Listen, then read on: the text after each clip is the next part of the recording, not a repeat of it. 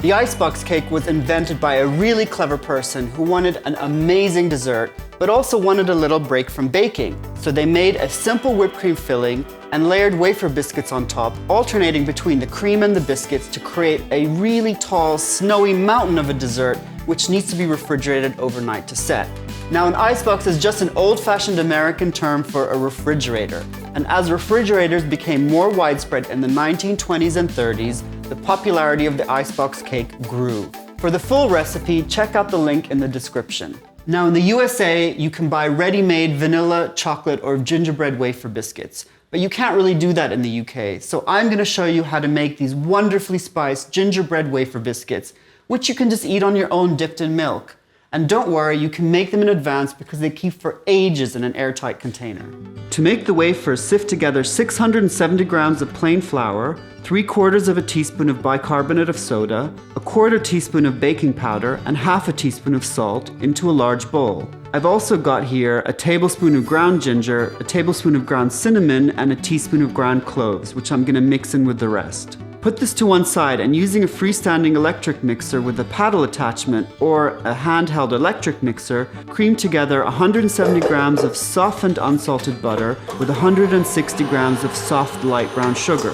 The brown sugar will combine with the spices and give a deliciously spiced caramel flavor with the ginger and cinnamon coming through to give it heat. Beat the butter and sugar for about 5 minutes on a medium-high speed until really light and fluffy. Then add 2 large eggs, one at a time. Pause your mixer to scrape down the sides of the bowl with the spatula after each addition. Keep mixing it on a low speed and then add 170 grams of pure cane molasses. Molasses is really common in US baking because over there it was the cheaper way of sweetening things until about 100 years ago, when refined sugar became more affordable. Here you can buy molasses really easily nowadays in health food stores or online. Add all the dry ingredients in one go and continue to mix. Stop to scrape down the sides of the bowl so that everything gets thoroughly mixed. What you're looking for at this stage is a dough.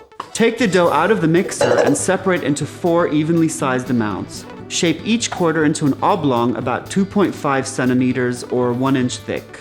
Wrap the dough in cling film and allow to rest in the refrigerator for at least 2 hours until firm enough to roll out. So when your dough is ready to come out of the fridge, preheat your oven to 175 degrees and then line 4 baking trays with non-stick baking parchment, and then we can roll out our dough.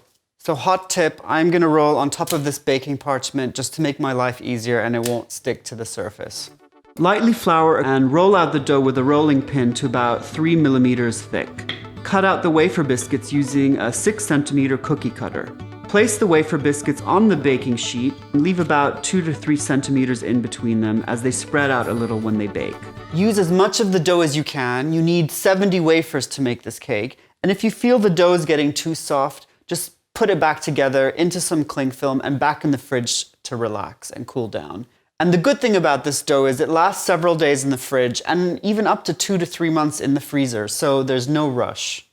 When you're ready to bake the wafer biscuits, put them in the oven for about 12 to 14 minutes until the edges are slightly darker. The tops of the wafers should be firm to the touch when pressed. So when you take them out of the oven, let them stay on their trays to cool for 10 minutes and then put them on a cooling rack to cool down completely. We can now make the cinnamon cream filling, and it's so easy. Just bring out your mixer again and using the whisk attachment this time, or a handheld electric whisk, beat together 585 mils of whipping cream, 3/4 teaspoon of ground cinnamon, a teaspoon of vanilla extract, and 4 tablespoons of icing sugar until it forms soft peaks. Okay, we're now ready to build our gingerbread icebox cake, and it's way easier than making a gingerbread house. I've got my serving dish ready. I'm just going to put 2 tablespoons of cream to stick the first layer down, and let's get building. Place 6 of your ginger wafer biscuits in a circle and 1 in the center. Now generously spoon over about 8 tablespoons of the cream on top and spread it evenly to cover most of the wafers. You just want the edges peeking out.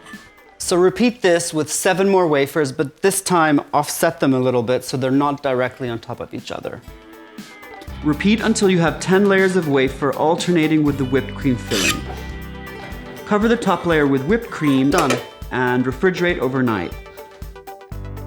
So it's a long time to wait, but it's totally worth it. And when it's done, just sprinkle some cinnamon or icing sugar and make it look all snowy and dig in. Chilling the icebox cake creates an incredible texture, with the cream firming up and the biscuits going soft and taking on an almost sponge-like consistency. And when you cut through, you get these incredible layers. I think this icebox cake recipe is really special. Your taste buds won't know if they're hot or they're cold. It's magical. Did you make an icebox cake? Then tweet a picture at Hummingbird Bakery or post one on our Facebook page. And don't forget to subscribe for more baking goodness or to check out our other videos.